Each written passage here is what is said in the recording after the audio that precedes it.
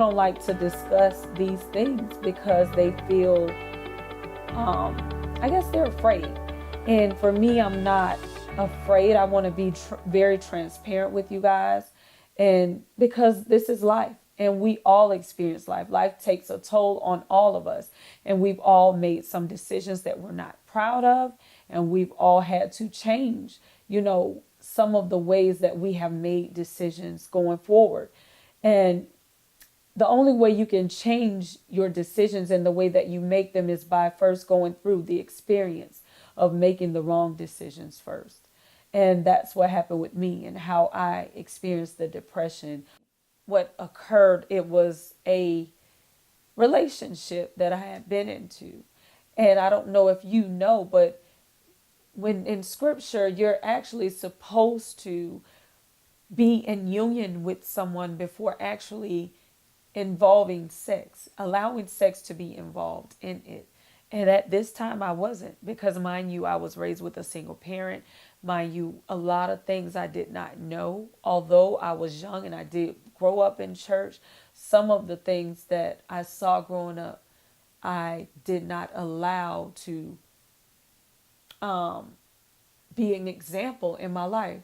So, with that being said, I was maybe about 20, in my early 20s. I actually got into a relationship, and in this relationship, I ended up getting involved with someone which I thought we were both only seeing each other, and later to find out he was cheating on me. And so I actually found out that not only was this man sleeping with me, but he was sleeping with someone else.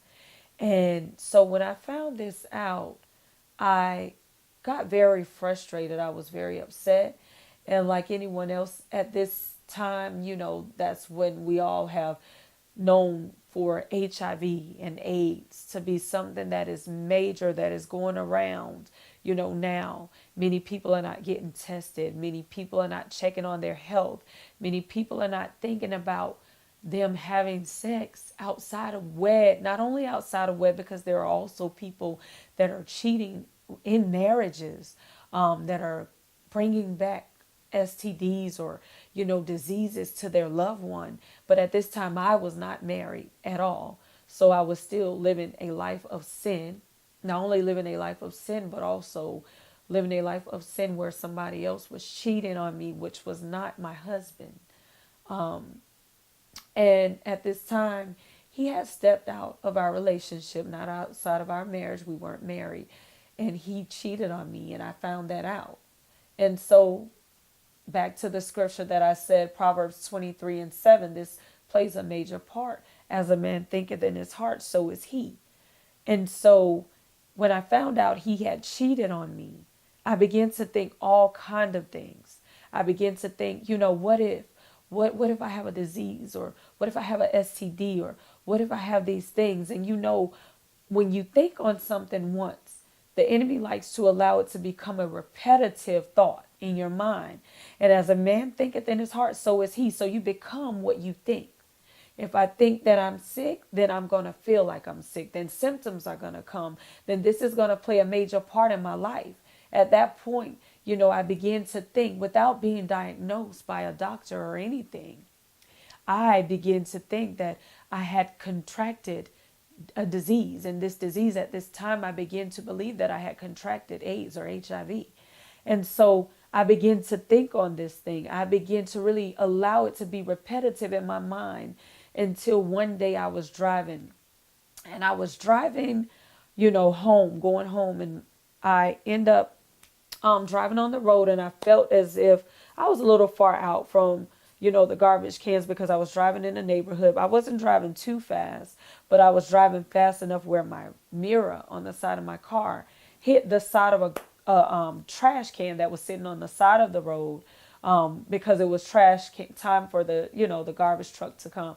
So my mirror had hit the side of the garbage can, which then it broke my rear view. I mean, not my rear view mirror, but my side mirror. And so I stopped my car. And at that moment, it was a very pivotal moment in my life. It was a turning, a changing. It was time for me to face the facts. So when my mirror hit the side of this garbage can, I stopped my car. I got out of my car. I walked and I looked at my mirror.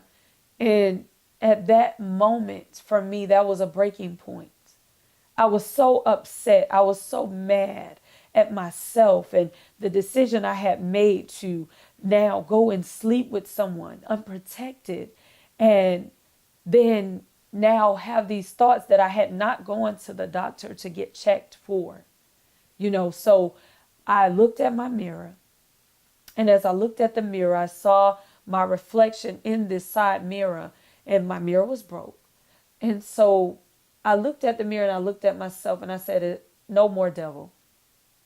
You get no more authority over my life to continue to play all of these repetitive thoughts and telling me who you say that I am. So today I face facts. Today I go get checked. So this day I got back in my car and I went to the doctor. There's like a free clinic. I didn't go to my own doctor. I went to the free clinic because I wanted to know right then and right there what was going on with me, what was happening in my life, what needed to change. That if they did tell me that there was something wrong with me, that I now began to take meds, or I now began to do whatever was needed, whatever was necessary to cause for me to stand up and to change in my life.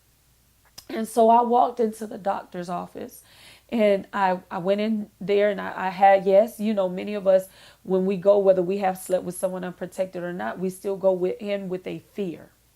And so I walked in this room and the doctor's office, and I signed my name, to get the blood test, and, sitting there for the time that you have to wait in order to be tested, although it doesn't take long, a lot of thoughts played in my head.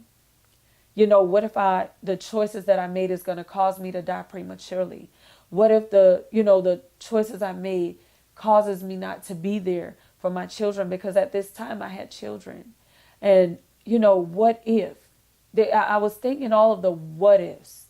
But this day I chose to stand up and to be bold and not allow, the thoughts that the enemy had given me to play and cause an effect to take place. Because like I said in Proverbs 23, as a man thinketh in his heart, so is he. I began to look like what I thought.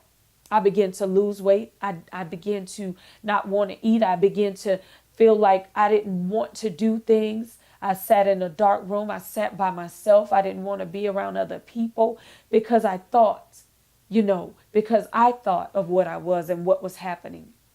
The best thing I could have done in my life was to go and be checked. And so this day I went down and I got checked, and I sat in the room with the lady as she did the finger prick and took my blood. You have to sit there and wait. And so as I waited, the enemy kept playing in my mind. You're dying. You're this, you're that. This is what's happening. This is what you are. This is what it is. And so I still thought on those things. And after, the woman, she said to me just like this. She said, everything is okay. And so she said, now I'm going to give you your results. And so she gave me my results and she said, you're negative. She said, but I'm going to need to tell you that although you're negative today, that you have to come back again and be tested, because there is a 6-month process in between the wait. And so I had to come back again within 6 months and be tested again, which I was, and it was negative again. But I'm saying this to you because many pastors and many leaders, we don't talk about this type of stuff. And these are things and decisions that we have made that even prior to me becoming a leader, now that I am, that we don't talk about the decisions and the choices that we made prior to and what led up to us now walking this path into becoming a better person in Christ, and what took place and how it catapulted me into destiny, now becoming a pastor and a mentor and a teacher. I had to experience other things that pushed me into destiny. And so I would tell you that my change came about because of me experiencing life and not pushing back on life. Experiencing life and allowing life to happen, but also allowing these things to take place to cause me to be a woman that is now celibate, to cause me to be a woman now that can hold being celibate and having children, meaning I have had sex before to have 3 children out of wed. And then I have had relationships or a relationship after, separating from the father of my children. What then caused me to then become a woman that would be celibate? Celibacy was not easy for me, but I was able to experience things that would push me into understanding how I could be bold in being celibate, how me being celibate would mean that I wouldn't have to worry about, STDs and encountering diseases from others, with knowing who my mate was. And yes, I did know who my mate was at the time, so I didn't have to worry about who I was going to have to let know that, this is what has happened and this is what I was. That caused me to be a better person. It caused me to change my life. It caused me to analyze the situations that I have for so long allowed a yes to be said when there should have been a no. It caused me to be bold and unafraid. It caused me to know who I am and to know what I walk in, the power and the authority that I had, that I carried for so long, that I had only given over to others. And so with that being said, I want you to know who you are, whose you are, what you carry, and the authority that God has given you to walk upright in Him. And how now going forward that the man or the woman that you choose to be in a relationship later to join in matrimony with, that you don't have to give the authority to just any and every one, that there is only one made for you. There's only one. Yes, we want to say things like, but allow me to live, allow me to enjoy life. I would say yes, allow you to live, but I would say yes, also think on the decisions that you are making. What are going to be, what every decision comes with a consequence, or it comes with every decision that you make does come with a consequence, whether it's good or it's bad. So I want you to take this time now to analyze the decisions that you are making going forward, because we have the ability to think before we do. And so I would say with that, we're leaving you with this thought. You overcome by the blood of the Lamb and the word of your testimony.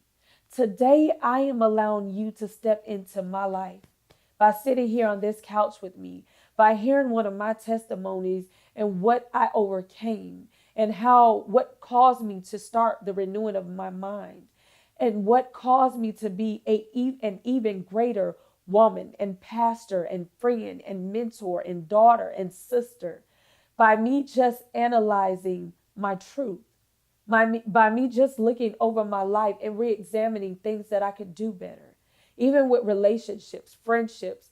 That is just one of the many situations that I'm letting you in on today. And that's just talking about the depression and what caused a form of depression to take place in my life.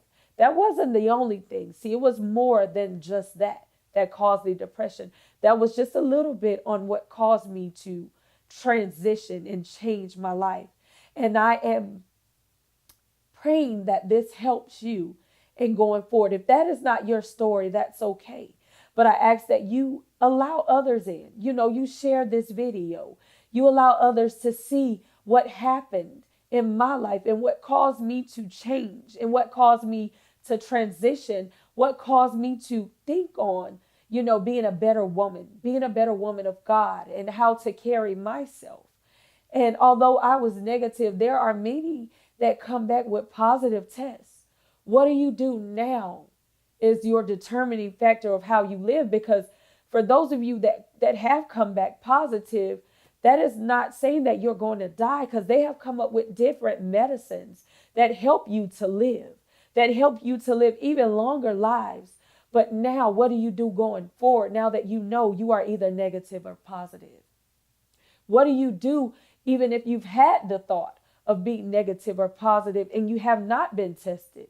Do you still go out and freely have sex, or, fornicate with others knowing that you're not married? No, you don't. You make a better decision now. Now you go and you get tested and you find out if you are or are not. And you take your meds and you do what's right by others and you inform them, because there are still people that are willing to have relationships with others, whether they are positive or negative. You allow them to make that decision on whether they want to or not. And so, for those of you that are negative, now you get to change the pattern of your life going forward. You get to make better decisions and you get to be tested with your mate, that person you're going to marry, and you get to find out whether you can go forward with them or not. And so I invite you into my life. I invite you on this couch with me. And I say, this is the transparency couch. This is where I let down my hair and being a pastor and being a mentor and being a teacher. And I let you in on the things that I've experienced. Not only are you going to get on this couch and experience things about what I've experienced, but you're also going to be invited into the life of others that are going to come on this show. And with that being said, I would like for you to come back and renew your mind with me on a daily basis. I ask that you also share this video with others that need to know what it takes to renew your mind, because life does happen. Transition, change, transformation, it happens. What do you do with it is the determining factor. Thank you, and have a blessed day.